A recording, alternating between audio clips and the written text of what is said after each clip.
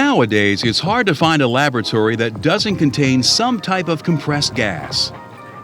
Laboratories use these gases in many ways: to fuel heating devices like Bunsen burners, to keep materials and equipment cool, as a part of experiments and processes themselves. While some laboratories now pipe gases in from a central storage location, many labs continue to use compressed gas cylinders to store and distribute the gases that they need. And there's a lot of gas squeezed into one of these cylinders. For example, a cylinder full of compressed hydrogen contains enough gas to fill a 260 cubic foot room. Of course, that's why gas cylinders exist, to reduce the space that's needed to store gases. Obviously, the gas in a compressed cylinder is under a great deal of pressure, and that makes the cylinders very dangerous.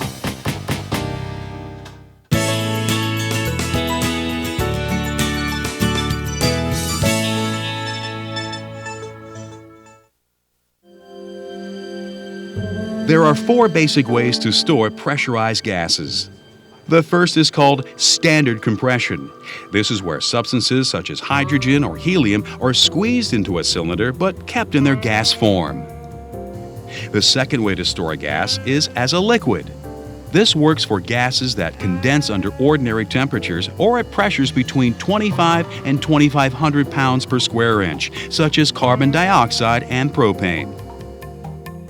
The third storage method is to dissolve a gas in a solvent. Acetylene is the only common gas that's stored this way because it's unstable in its pure form and must be dissolved to be stored. The fourth method is to compress a gas into a very cool cryogenic liquid. This is only used for substances with boiling points below negative 238 degrees Fahrenheit, like nitrogen, oxygen, and argon. It's important to know how each of the gases we work with is compressed, and as a result, how it behaves. We also need to know what precautions to take to handle each gas safely. One of the first things to think about is personal protective equipment. For instance, to work with cryogenics, you should use goggles, a face shield, and insulated impervious gloves. Without PPE, your skin could be severely burned. Prolonged exposure could even cause frostbite. And since compressed gas cylinders are heavy even when they're empty, it's a good idea to wear safety shoes too. Cryogenics have other unique problems. Extremely low temperatures can make valve washers brittle, and they can break away and cause leaks. Cold steel can fail when subjected to impact. Another problem with cryogenic liquids is that they produce huge volumes of gas when they vaporize. For instance, if the gas is oxygen, it can quickly enrich the atmosphere, increasing the chances for a fire or explosion. A leak of some other cryogenic gas may push breathable air out of the room, which could cause asphyxiation. We've all heard about another hazard that's associated with compressed gas cylinders. If a cylinder falls and damages its valve, the rapid release of gases could turn the cylinder into a rocket. So you can see why it's so important to handle compressed gas cylinders very carefully.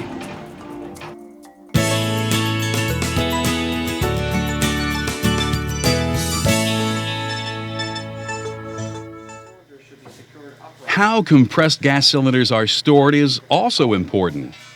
Cool, dry, well-ventilated spaces are best. Cylinders should be secured upright, strapped, or chained into place to prevent falling or bumping. Safety caps should remain on until the cylinders are hooked up to their systems. Compressed gas should also be kept out of direct sunlight. Rising temperatures can increase the internal pressure in the cylinder.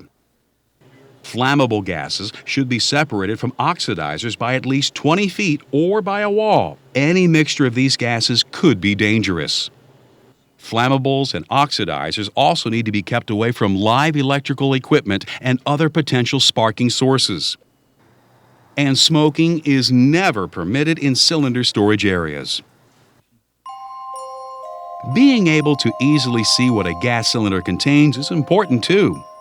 Never tamper with a cylinder's identifying labels or stencils. These are the only ways to really tell what gases are inside.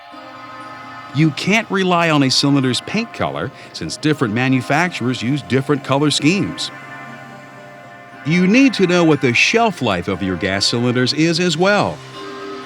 Cylinders containing corrosive gases shouldn't be stored for more than 6 months. The same goes for substances that might undergo hazardous polymerization. Containers of ethylene oxide should never be stored for more than 3 months unless they're refrigerated.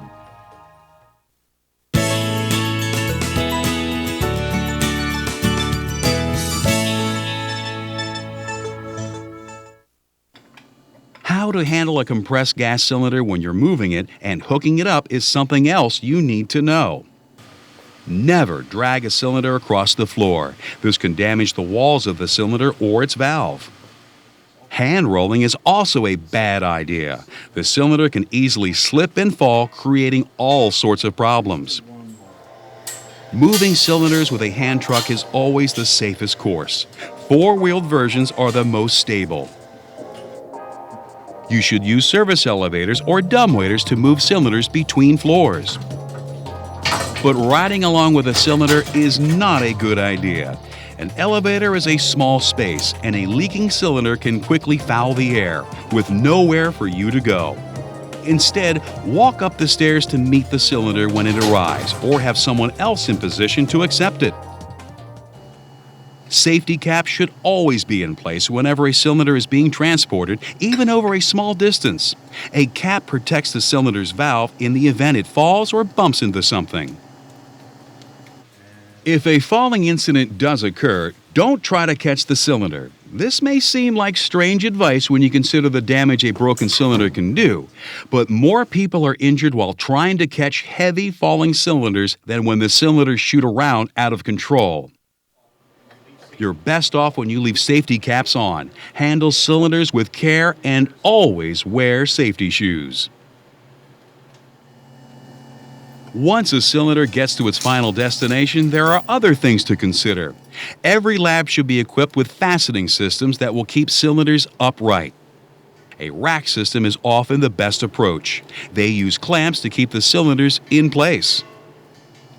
The strongest clamps are anchored to the wall or a lab bench at 2 points. The cylinder should fit into the racks tightly. Clamps with thumb screws are the easiest to snug up. The aim is to keep cylinders from falling or knocking into one another. Any physical stress can lead to leaks or ruptures. Chains generally aren't as good a solution, since they tend to be looser than straps and don't always keep a cylinder well secured. If you must use a chain, make sure it's as tight as possible. Some states have more rigorous requirements than others for securing cylinders, and lab accreditation groups may also have their own guidelines. Ask your supervisor what laws and regulations apply to your lab. Once you have a cylinder in place, it's finally safe to unscrew the cap. Never force a cap off with a screwdriver or bar. You could accidentally open or damage the valve. One last caution. If at any time you detect a gas leak while you're handling a cylinder, report it to your supervisor and the equipment supplier immediately. Then remove the cylinder from service. This goes for rusty or corroded cylinders as well.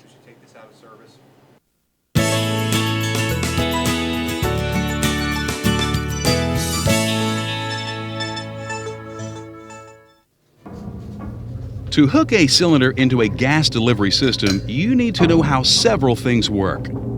The first is the cylinder's regulator. This device is crucial to controlling the flow of gas out of the cylinder. As we've discussed, cylinders are filled to extreme pressures. The task of the regulator is to reduce the delivery pressure to a safe, usable level. The second device is the CGA fitting. This should be permanently attached to the regulator. It connects to the cylinder valve to allow the gas to flow out. CGAs vary depending on the type of gas. Some CGAs are larger than others. Some have washers. Some have notches. Threads may be right or left-handed, so hooking up the wrong cylinder to a system becomes very hard to do, which is the whole idea. This is all done because mistakes with compressed gases can be critical. For instance, a flammable gas mistakenly hooked into a system near an ignition source could cause an explosion. So never attempt to force a CGA onto a valve. If it isn't fitting correctly, there's a reason.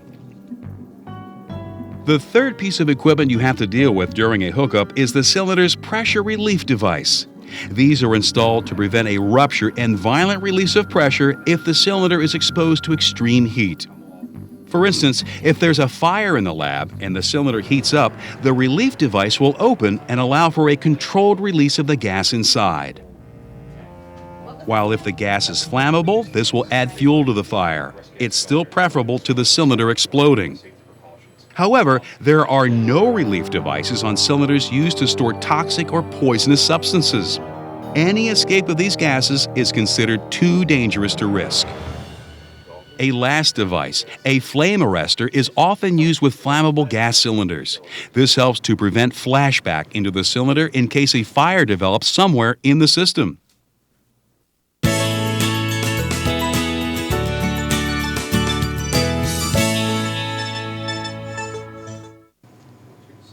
Once you've assembled your gas system and have it up and running, you should check all fittings and valves for leaks. An easy way to do this is to cover the surfaces with a diluted soap solution.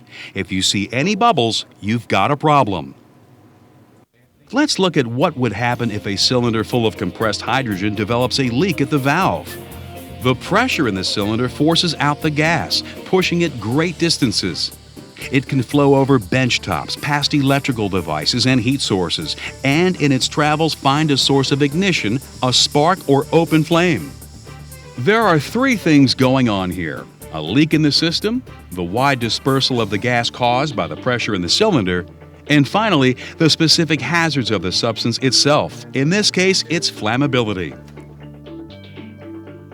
While most leak repairs are simple, you still need to take precautions.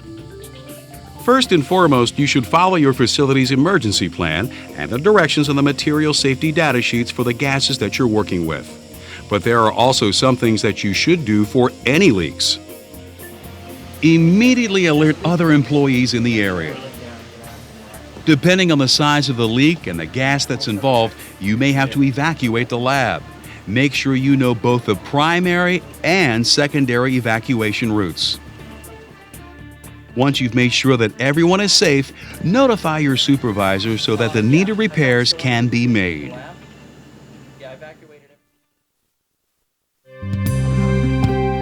Using gas cylinders is only complicated when you don't do your homework. Let's review. Always be aware of the properties and hazards of the gases you work with. Know how to safely store and transport compressed gas cylinders. Remember the rules for using regulators, CGAs, and pressure relief devices, as well as how they work. Know the procedures you should follow to hook cylinders into gas systems correctly. And be prepared to deal with a gas leak or other gas-related emergency. Most accidents involving compressed gases should never happen. With some preparation and foresight, you can keep the gases that you use under control and your lab safe and incident-free.